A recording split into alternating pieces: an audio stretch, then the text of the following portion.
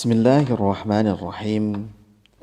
Tibtum wa taba mamsyakum wa tabawwa'tum minal jannati manzilah. Fasalamullahi ta'ala alaikum wa rahmatuhu min ladunhu wa barakatuh. Alhamdulillahi wa kafa. Thumma assalatu ma'asalami ala sayyidina nabiyil mab'uthi wa huwal mustafa. Wa ala alihi wa man sara ala nahjihi wa iktafa. وبعد اللهم انفعنا بما علمتنا وعلمنا ما ينفعنا وزدنا علما وزدنا علوما تنفعنا اللهم أرنا الحق حقا وارزقنا اتباعه وأرنا الباطل باطلا وارزقنا اجتنابه اللهم أدخلنا برحمتك في عبادك الصالحين واجعلنا من الذين يستمعون القول فيتبعون أحسنه سبحانك لا علم لنا إلا ما علمتنا إنك أنت العليم الحكيم. Alhamdulillahi Rabbil Alamin. Kesyukuran senantiasa kita panjatkan kepada Allah Subhanahu wa Ta'ala atas limpahan nikmat, karunia dan inayahnya sehingga kita masih bisa diberikan kesempatan untuk menjalankan aktivitas ibadah Ramadaniyah kita. Semoga di Ramadan yang tersisa ini, kurang dari 1 pekan ini, mampu kita isi dengan sebaik-baik ketaatan, dengan semaksimal mungkin, sehingga menjadi khitamuhu misk, mempunyai akhir yang indah, berakhir dengan kebaikan dan berakhir dengan lebih baik. Salawat beriring salam semoga senantiasa tercurahkan pada baginda kita Nabi besar Muhammad sallallahu alaihi wasallam, tak luput kepada para keluarganya, para tabi'innya, kepada atba'ut tabi'in hingga kita sebagai umatnya senantiasa diberikan rahmat oleh Allah Subhanahu wa Ta'ala. Baik ikhwatal iman, di kesempatan sebelumnya Al-Faqir telah membacakan tafsir dari surat Al-Baqarah ayat 168. Di situ berupa perintah kepada manusia untuk apa? Untuk mengkonsumsi atau memanfaatkan barang-barang atau benda-benda ciptaan Allah yang halal lagi baik di muka bumi ini. Di kesempatan kemarin juga disampaikan bahwasanya betapa penting seseorang memperhatikan apa yang dia makan, karena darah, daging, ataupun apapun yang tumbuh pada badan kita yang tumbuh dari barang yang haram, maka tempat yang lebih berhak adalah neraka. Wal'iyadzubillah, semoga kita terjaga. Kemudian di pertemuan sebelumnya juga disampaikan ketika salah seorang sahabat bercerita kepada Nabi, memohon kepada Nabi, bernama Sa'ad bin Abi Waqqas radhiyallahu taala anhu, memohon kepada Nabi agar didoakan menjadi pribadi sahabat yang mustajab doanya.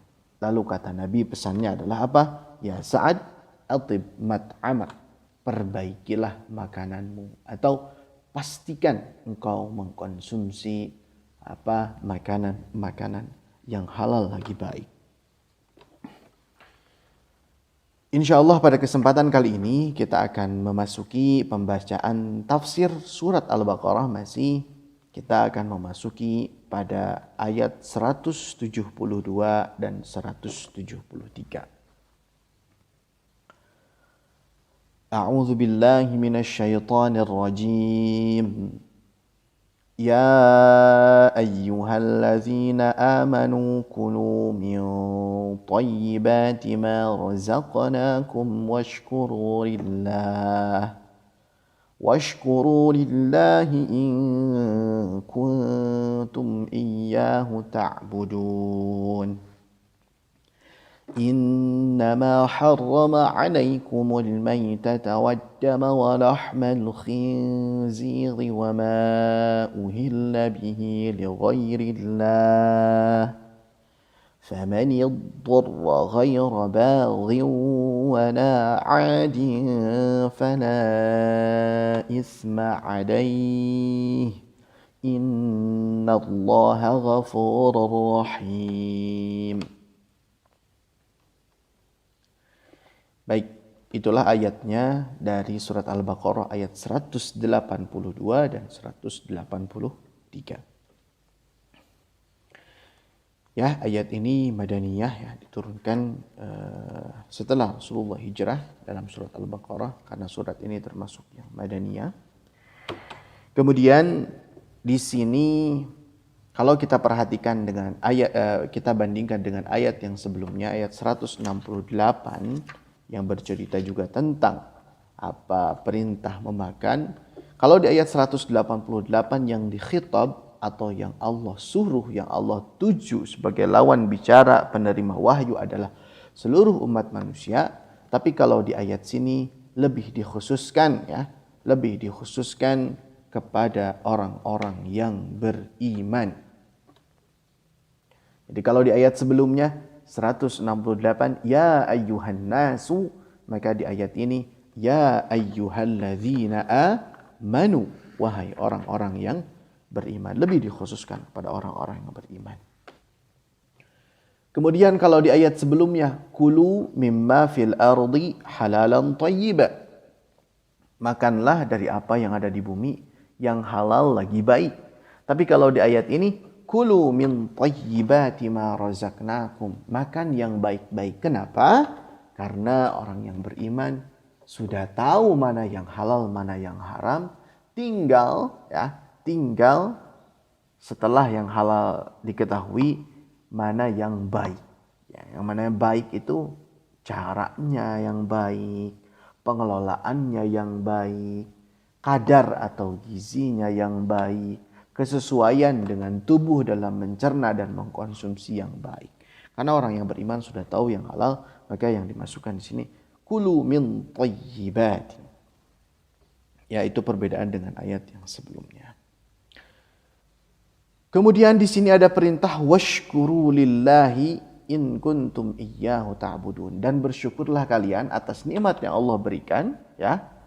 In kuntum, kalau memang kalian itu iyyahu, hanya kepadanya, ta'budun, kalian beribadah. Jadi kalau memang mengaku beribadah, mengaku sebagai hambanya Allah Subhanahu wa taala, hendaknya apa? Di antara yang terpenting atas segala nikmat yang diberikan adalah bersyukur. Apa itu bersyukur? Ya. Bersyukur kalau kata Syekh Qardawi ya, ketika dalam lisan terucapkan kalimat syukur dan terima kasih kepada Allah, alhamdu wa syukru wa thana'u. Ketika itu syukur itu di dalam hati, maka hati dibuat sejernih mungkin dan senantiasa berhusnudzan kepada Allah Subhanahu wa taala. Ketika syukur itu dalam bentuk badan, tangan kita, kaki kita, kepala kita dan seterusnya, maka bentuk kesyukurannya kita optimal menjalankan kebaikan-kebaikan yang Allah ridhoi. Entah itu ibadah yang langsung ataupun dalam interaksi muamalah sesama manusia. Itu bentuk kesyukuran.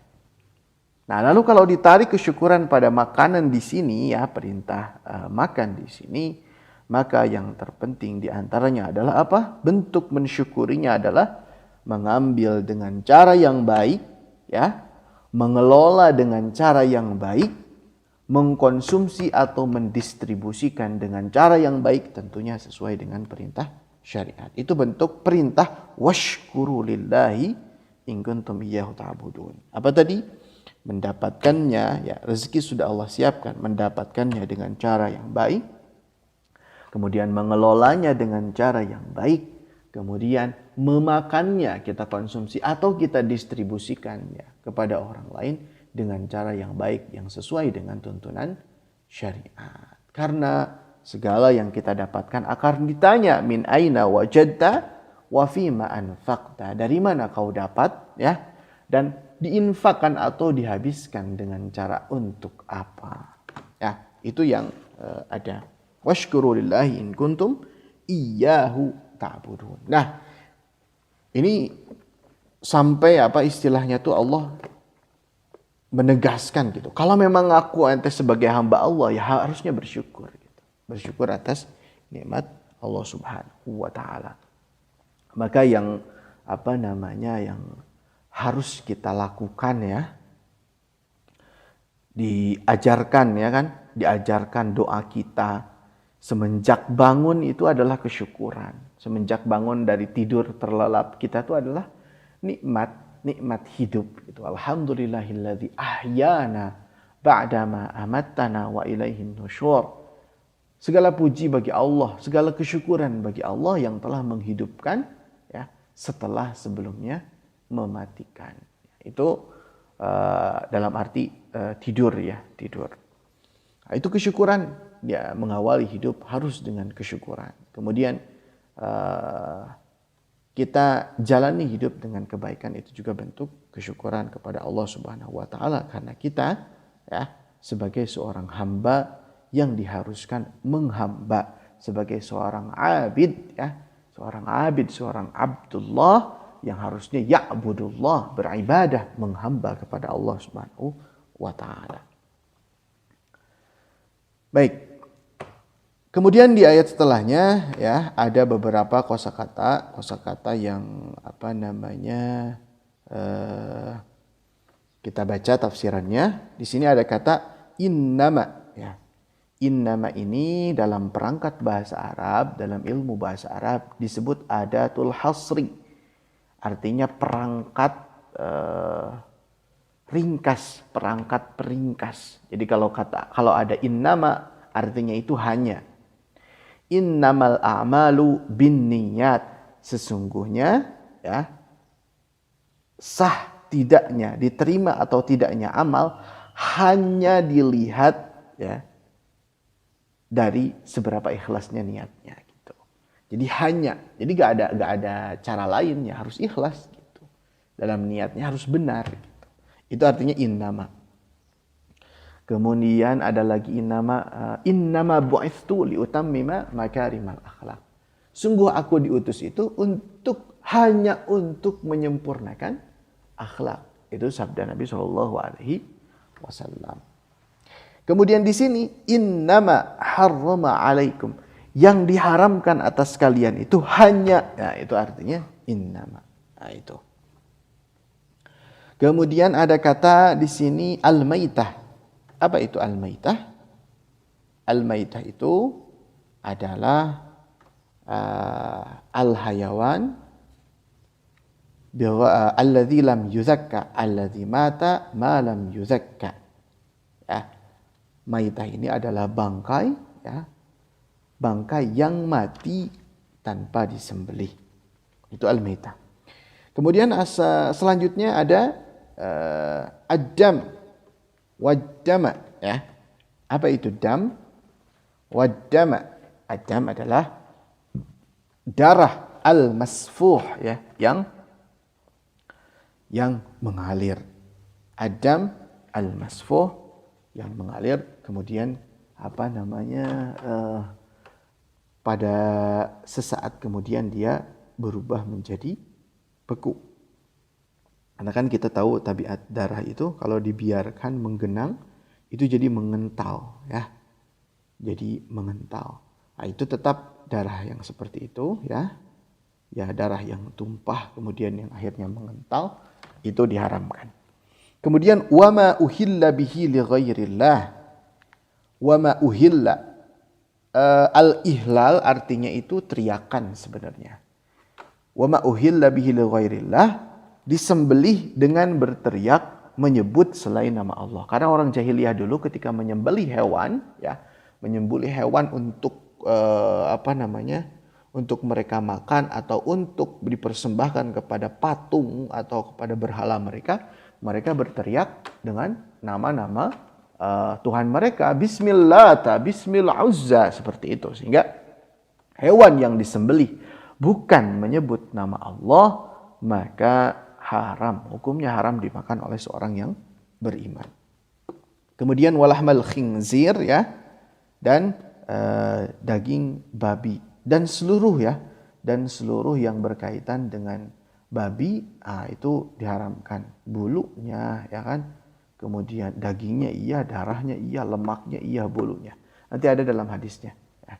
Ada dalam hadisnya insyaallah. Itu al-khinzir adalah babi. Apakah itu babi hutan atau babi peliharaan, semuanya sama di sini. Kemudian faman idturra isinya adalah ad-darurah, ya, kondisi darurat.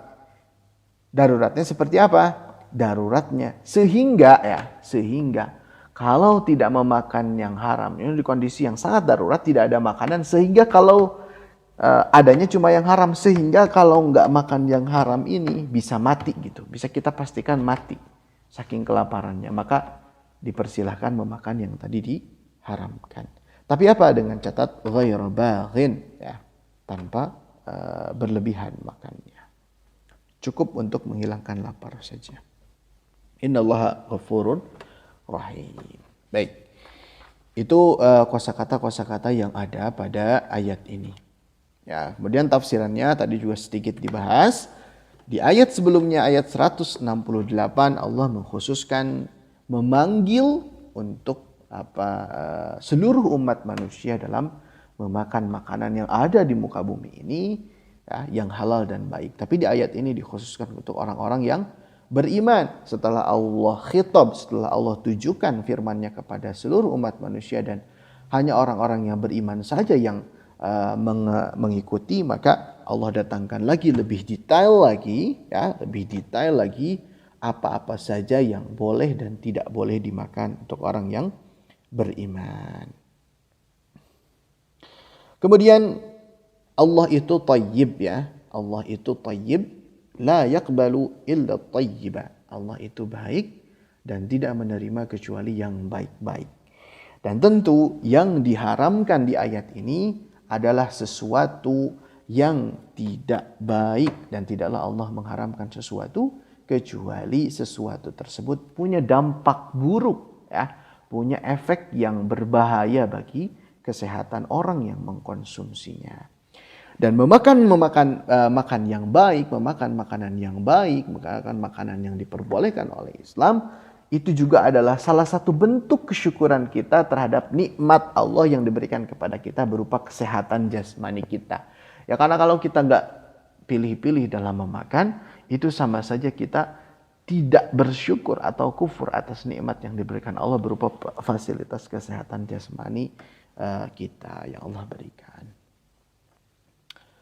Baik, selanjutnya menegaskan hal tersebut, ya ayyuhalladzina amanu, di ayat lain ya Allah berfirman, la tuharrimu thayyibati ma ahallallahu lakum wa la ta'tadu innallaha la yuhibbul mu'tadin. Bahkan hal-hal yang baik juga jangan sampai diharamkan. Itu termasuk mengharamkan hal yang dihalalkan juga adalah langkah-langkah syaitan yang tidak boleh diikuti.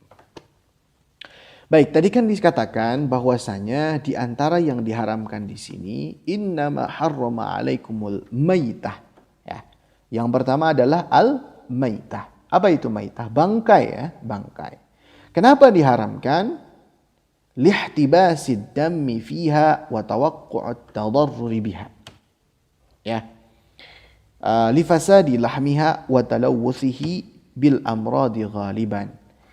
Kenapa bangkai, ya, bangkai, ya, hewan-hewan yang dimakannya itu harus disembelih dulu, kemudian kita temukan dalam keadaan bangkai, tidak boleh dimakan. Lihtibasid dammi fihi, karena darahnya itu tertahan di dalam badan si bangkai tadi.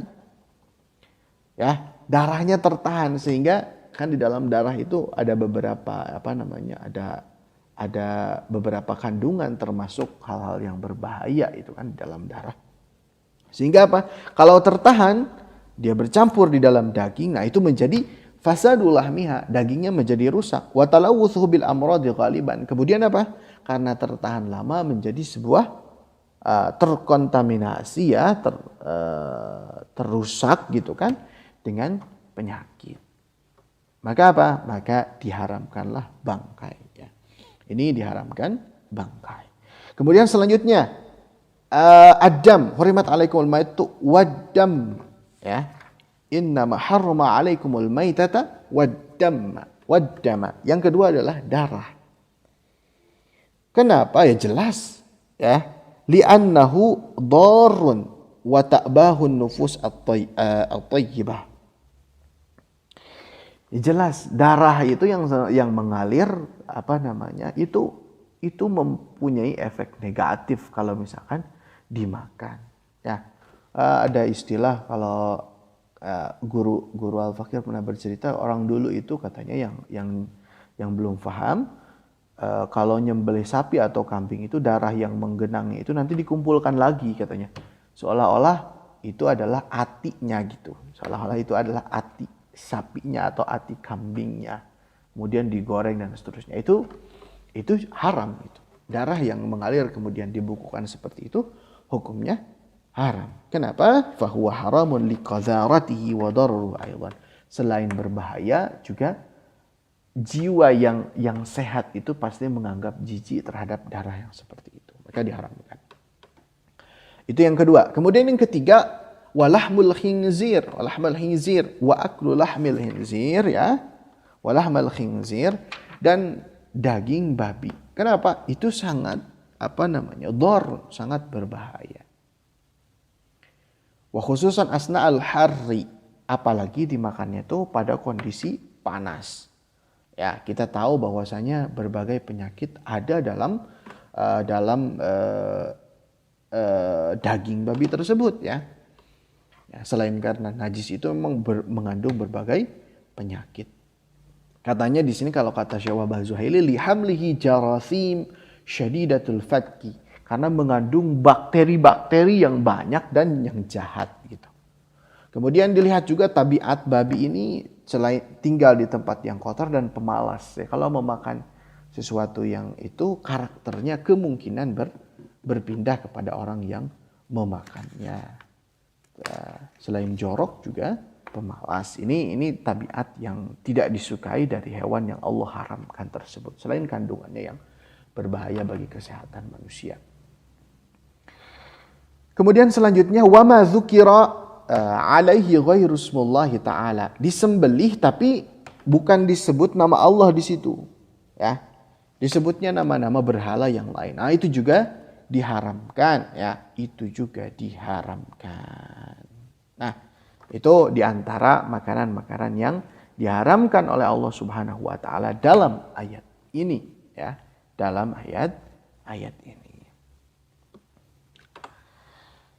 Nah, ditambahkan lagi dalam hadis ya, wa yudhafu li hadhil muharramat, ditambahkan dari hadis Rasulullah sallallahu alaihi wasallam ya, dari yang diharamkan tadi, man akala wa ma harramahu Rasulullah sallallahu min akli kulladzi nabin minas sibai wa kulladzi mikhlabin minat tayri wa luhumul hamiri al-ahliyah. Gak boleh memakan hewan-hewan yang bertaring ya. Lebih dispesifikasikan lagi dalam jenis-jenis hewan oleh Rasulullah SAW adalah apa? Hewan-hewan yang zinabin, yang mempunyai nab. Apa itu nab? Gigi taring ya. Hewan-hewan yang memiliki gigi taring seperti kucing, kemudian seperti harimau ya, serigala. Pokoknya yang bertaring, nah itu ular itu bertaring selain berbisa juga, itu diharamkan oleh Rasulullah SAW. Minas sibai, dari hewan yang liar, wa kulladzi mikhlabin, dan yang mempunyai cakar. Jadi kalau di kalangan unggas ya, di unggas-unggas atau burung-burung, dia mempunyai cakar sehingga cakarnya itu bisa digunakan untuk mengoyak daging dan bangkai. Kemudian waluhumul hamir al-ahliyah, dan daging keledai itu diharamkan. Nah, itu tambahan dari hadis Rasulullah Shallallahu Alaihi Wasallam. Lalu pada kondisi apa? Ada kondisi Allah itu memberikan rukhsah, keringanan kepada kita. Pasti ada sebuah kondisi di mana kelangkaan pangan atau kita tersesat di sebuah tempat yang kita nggak punya lagi bahan persediaan makanan, sehingga yang tersedia hanya hal yang haram, misalkan tinggal bangkai atau tinggal genangan darah Atau tinggal apa? Adanya daging babi. Apa yang harus kita lakukan? Maka barang siapa dalam kondisi yang seperti tadi, famanil turra, ya. Barang siapa yang dalam kondisi sulit, darurat, sehingga daruratnya itu diberi batasan oleh ulama, diberi batasan sehingga kalau nggak makan yang haram pada kondisi tadi bisa mati gitu. Maka apa yang terjadi? Silahkan makan, tapi jangan berlebihan. Ya, makannya hanya secukupnya untuk menghilangkan lapar. Ya, jangan sampai kenyang, apalagi dibungkus ya, nggak boleh. Terus kalau misalkan adanya yang haram, misalkan ada daging bangkai sama daging babi, ya utamakan dulu yang bangkai dulu. Kenapa? Karena yang bangkai ini ketika hidupnya halal ya, ketika disembelih halal, ketika jadi bangkai haram. Kalau babi mau disembelih gak disembelih tetap haram. Itu tahapannya. Kalau memang gak ada juga yang haram itu selain daging babi, maka silakan makan daging babi dengan tanda ghairi baghi wala adin. Tidak berlebih-lebihan melebihi kecukupan yang dibutuhkan oleh tubuh kita untuk mengganti lapar. Nah, itu pada sebuah kondisi. Apakah misalkan orang dalam penyakit, orang sakit, itu termasuk orang yang darurat. Sehingga misalkan orang yang sakit harus makan daging babi. Atau makan yang diharamkan. Atau makan istilahnya itu makan makan bangkai. Allah tidak menjadikan obat pada hewan yang diharamkan. Kalaupun ada temuan dokter, dipastikan masih ada sumber obat dari hal-hal yang dihalalkan oleh Allah Subhanahu wa ta'ala. Ya, Allah tidak menjadikan dari hal yang haram sebagai obat. Nah, apalagi misalkan harus minum khamr ya. Dengan dalih misalkan cuacanya dingin harus minum khamr atau alkohol. Nah, itu juga tidak dibenarkan ya, karena masih banyak cara lain untuk menghindarkan dari kondisi tadi. Baik, itu diantara yang bisa diambil dari ayat ini. Bahkan ditambahi nih, satu ya, kita diperbolehkan makan yang haram itu pada kondisi satu, kalau nggak makan yang haram tadi kita bisa mati, misalkan nggak ada makanan lain, itu satu. Yang kedua, lam yajidu ghairuh, nggak dapat yang lain, nggak ada yang lain gitu, memang nggak ada yang lain, hatta tumbuh-tumbuhan pun misalkan pucuk-pucuknya nggak ada untuk bisa kita makan ya. Kemudian yang ketiga, raghiban an dzatihi. Memang ketika makan itu kita juga harus di dalam hati itu membenci makanan yang diharamkan ini. Dalam hati kita harus mengingkari bahwasanya ini ya haram gitu. Karena terpaksa saja. Kemudian yang keempat, lam yatajawaz qadral hajah. Tidak melebihi apa yang dibutuhkan. Apalagi kayak tadi, dibungkus misalkan, dibawa pulang, nggak boleh. Ya, nggak boleh.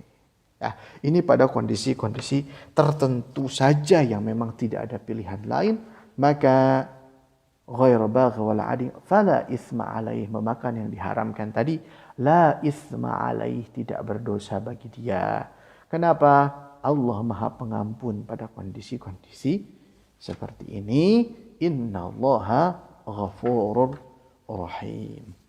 Baik, saya kira itu yang bisa diambil bagian pertama dari ayat ini ya, ayat tafsir surat Al-Baqarah ayat 172 dan 173 bagian 1. Untuk pembahasan yang lebih detailnya lagi ya, karena ini perlu dikaitkan dengan ayat lain, khususnya dengan misalkan yang berkaitan dengan yang disembelih atau jenis-jenis hewan yang dihalalkan, yang diharamkan ya, dengan Al-Baqarah ayat 3 misalkan, digabungkan dengan, dikonversikan dengan hadis-hadis Nabi, insya Allah di kesempatan selanjutnya, yaitu tentang hewan-hewan yang diklasifikasikan oleh para ulama al-ma'kul, yang boleh dimakan, yang klasifikasinya hewan darat, hewan air, ataupun hewan darat dan air, insya Allah di kesempatan selanjutnya. Mudah-mudahan ya, dengan membaca tafsiran ini kita semakin menghayati setiap lafaz yang dibaca, yang tidak selewat saja, dan semakin mempermantap keyakinan kita bahwasanya Al-Quran ini adalah pedoman bagi hidup kita. Ya, Dari ayat ini juga memesankan bahwasanya yang diharamkan itu cuma sedikit ya. Majalul halal wasi'. Ranah yang dihalalkan oleh Islam itu sangat luas. Wa majalul haram dhayiq. Dan yang diharamkan itu hanya sedikit saja ya. Hanya sedikit saja. Sehingga jangan sampai ada pola pikir bahwasanya nyari rezeki yang haram aja susah apalagi yang halal. Tidak. Yang halal justru banyak. Yang terjadi kadang kita pilih-pilih, gengsi dan lupa bersyukur atas capaian sehingga mencari yang haram ya. Dari ayat ini berpesan seperti itu. Mudah-mudahan Allah mudahkan dan Allah berikan taufik kepada kita mampu mencari karunia-Nya yang Allah halalkan di muka bumi ini. Kafaitu bihadzal qadar, benar dan salahnya benarnya dari Allah Subhanahu wa taala melalui taufiknya, salahnya karena keterbatasan dan kealfaan al-fakir sendiri. Kepada Allah memohon ampun dan kepada antum memohon dimaafkan. Nastaghfirullah li wa lakum. Barakallahu fiikum. Salamullahi taala alaikum warahmatullahi wabarakatuh.